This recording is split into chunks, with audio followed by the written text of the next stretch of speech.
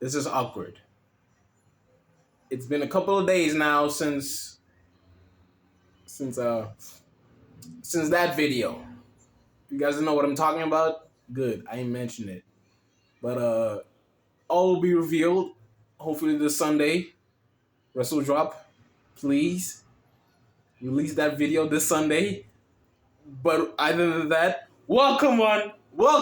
It is your boy Troy Yeager, and I'm back at it again, guys, with another edition of Friday Night SmackDown. Welcome to Stomp Wrestling, ladies and gentlemen, and we got a lot to unpack. What an absolute great show, man. Great matches. Great matches. Two interesting segments. One, I think, outweighs everything about the show today because it was very confusing and both very exciting. But other than that, man, we'll just unpack it, man. But other than that, man, let us get into this show. Let's get into it. Lego. First and foremost, I gotta get this out of the way, man. The Bloodline segment. Solo Sikoa, the Mafia Tribal Chief. I'm calling him that. Tama Tonga Lao in their downgraded locker room. Paul Heyman comes in. Solo Sikoa wants to work with him. Basically, Solo's trying to understand why would Paul Heyman withdraw Roman Reigns from the draft. Because of that, they got downgraded. I wouldn't say downgraded. They got picked in the third round draft. It was very surprising for them. And Paul Heyman was just, hey, man, he was just scared as usual, man. And Solo telling him, do you want to take the food off of my family's table? Do you want to make my kids starve? All that. Paul Heyman being scared as ever, man. And surprising thing that happened with this conversation, Solo told Paul that I actually talked to Roman since you didn't talk to him after WrestleMania, and he said that I am now in charge of the Bloodline. Until then, Paul Heyman, you are my wise man. And proceeded to give him a hug and gave Tonga Lao and Tama Tonga a strange but very maniacal look, indicating that they're going to kick Paul Heyman out. That's just my way of saying it. But this is very interesting. What I think about this, obviously, Roman Reigns did not make that call. He did not tell Solo to be in charge of the Bloodline. Roman Reigns, and you can hear the "We Want" chants from the crowd. Roman Reigns returns, that pop is going to be insane. But other than that, man, this was a very, very intriguing segment between them.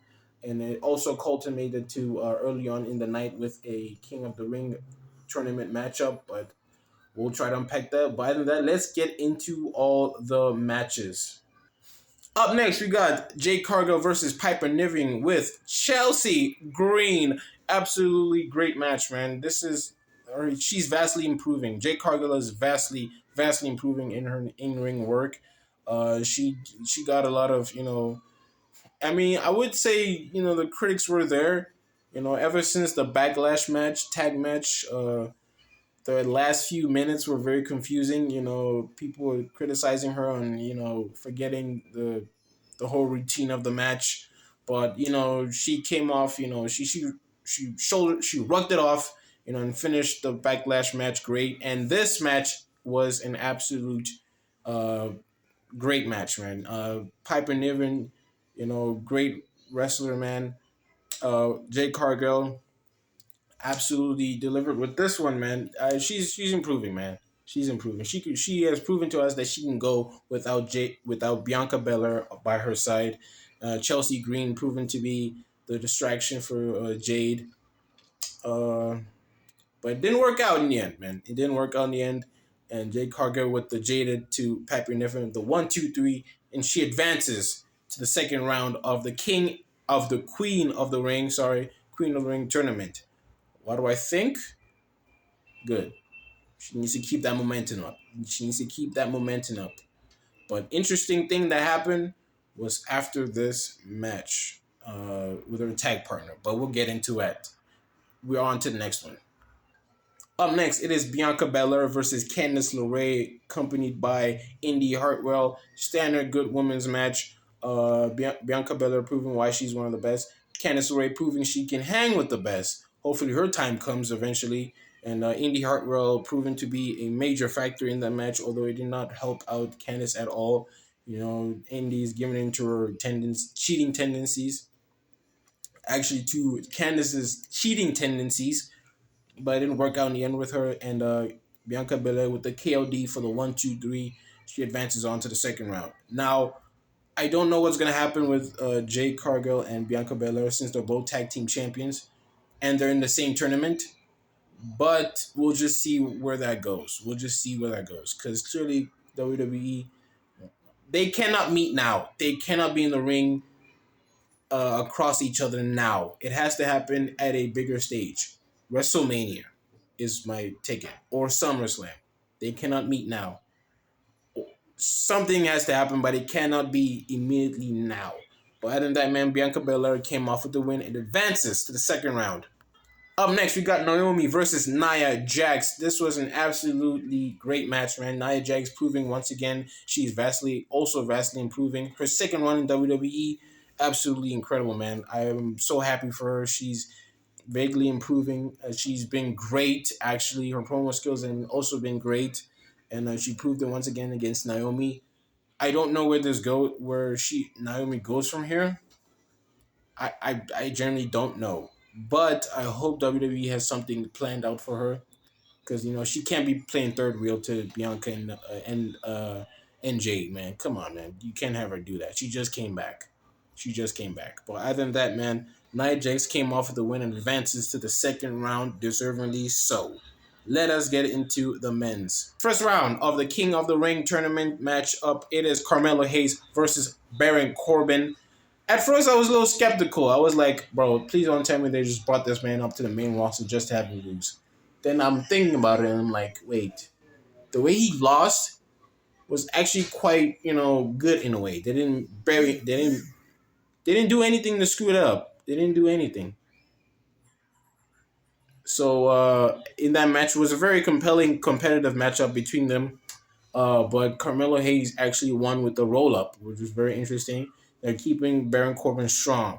They're keeping him strong. Because, guys, he won the King of the Ring. There's no need for him to, try to go second time, for the King of the Ring. He needs to go after a championship, bro. He has improved. He has very much improved, man. And WWE, the fans themselves just absolutely just adores this man now, dog. Ever since Baron Corbin, the Wolf Dogs, his character is just vastly changed, man. But other than that, man, Carmelo Hayes came off with the win. The future is looking bright for Carmelo, man. It's looking very, very bright. And up next, it is Angelo Dawkins replacing Bobby Lashley, who was unable to compete in the King of the Ring tournament, going one-on-one with Tonga in the first round of the King of the Ring tournament. This was very, very good, man. Very good match. Angelo Dawkins proved that he can also go as a singles competitor. But everybody knows that Montez Ford would absolutely tear it down as a singles competitor. Very compelling stuff, man. The Bloodline tried to interfere, but Montez Ford did not allow that, and with an absolutely beautiful front flip, man, landing on top of them and them doing that pose of his. Nah, man, Montez Ford, he needs a title, man. He needs a title. Give it to him. But at the end of it all, man, Tonga was just too much for Angelo Dawkins with a leaping flatliner for the 1-2-3. But the Bloodline, picked off, Montez Ford solo hitting with the spike, and then hitting Angelo Dawkins with a spike, proving the dominance once again. Paul Heyman giving in with the ones up, you know what I'm saying, though, with the ones up, finally trying to, not piss off Solo so he won't be able to spike him. But hey, man, the Bloodline is looking hella strong, man. Looking hella strong. Hopefully this shuts down all the critics to say that Jacob Fatu, when he eventually comes to the Bloodline, that he's gonna outshine Solo. Maybe they're just letting Solo, build himself up, and it's working. He's becoming an absolute threat to SmackDown.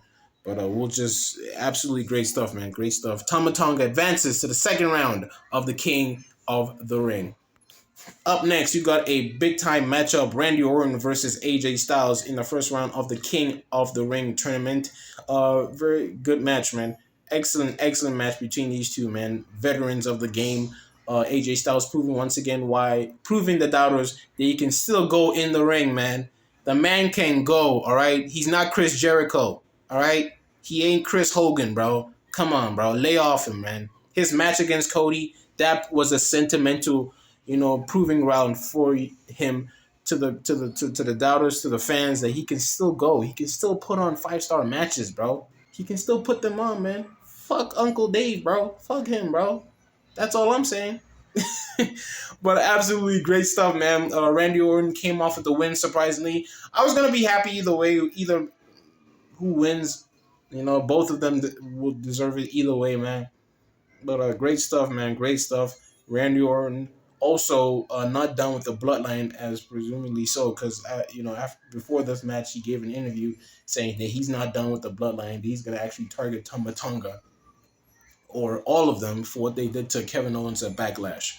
But we'll just see where that goes from here. Interesting stuff, man. But Randy Orton advances to the second round of the King of the Ring tournament, and that finalizes everything for tonight. But let's get into the most interesting segment of the night. Whew. It is Adam Pearce in the ring introducing the undisputed WWE champion, the American Nightmare, Cody Rhodes, coming onto the ring. Adam Pearce telling Cody Rhodes that you need a challenger. Some of us here were a little skeptical. I was like, who's going to be his next challenger? People, actually WWE have been speculating that there's no creative, ideas for Cody. But this one was pretty creative, but I don't know if in a good way or I don't know. But his next challenger was revealed as Logan Paul, the Maverick, the U.S. champion. Logan Paul, yeah. I was a little skeptical at first. The promo was absolutely great, man. Cody Rhodes calling Logan Paul a dumbass, calling him entitled. He's a prick. He's a prime, joggler. Don't know what that means. I just made it up. Don't tag that. But yeah, man. Logan Paul with his, annoying demeanor, spoiled guy, YouTuber, all that stuff, telling him that he has a longer title reign than him. But he's got the bigger moments than Cody, and yeah, man. I mean, you were the one that was crying at WrestleMania when he won, but let me not break kayfabe. But anyways, man, absolutely great stuff, man. I don't know where this is going. I'm gonna have to be honest. I don't know where this is going. Is this for both titles, or is it just for Cody's title? Because if it's just for Cody's title, I could be down with that. Because I'm really looking forward to seeing this match, man. These two are gonna absolutely deliver. It's gonna be a banger. But hopefully, if this is actually a champion versus champion match, I don't know how that's gonna work. I virtually don't know. Is it gonna be for both titles? Next week, all will be revealed, man. All will be revealed. Hopefully, this is not some sick way of Saudi Arabia wanting to have this matchup, mainly because, WWE having a deal with them. But anyways, we'll just see, man. It was a very interesting segment, and it is official. Cody Rhodes, the undisputed WWE champion, versus Logan Paul, the U.S. champion, in a champion versus champion match at King and Queen of the Ring. Great show, man. Great show, nonetheless, man. Full of interesting segments, great matches, and I'm really, really looking forward to next week, man. The continuation for the tournaments for King and Queen of the Ring. The Bloodline storyline getting more interesting by the day. Cody and Logan. We'll see where that goes. But anyways, man, thank y'all so much for tuning in today's SmackDown review. It has been your boy, Troy Yeager. If y'all are new, man, if you guys are new to Stomp Wrestling, man, click that noti, bro. Click that subscribe button. I don't know why I'm mixing up the words, but you get the point, man. Hit that subscribe button, bro. Become a Stomper today. Hit all notifications, man. Leave a like, share, comment, do what you need to do. Follow all of us on socials, on our socials, man. And without further ado, I bid you adieu. Good day. Good night. Wait. You get the gist, bro. I'm out of here. I just woke up, bro. I just woke up. And that video's coming out, bro. WrestleDrop. Drop the video, bro. Please. I'm getting threatened here. Peace, y'all.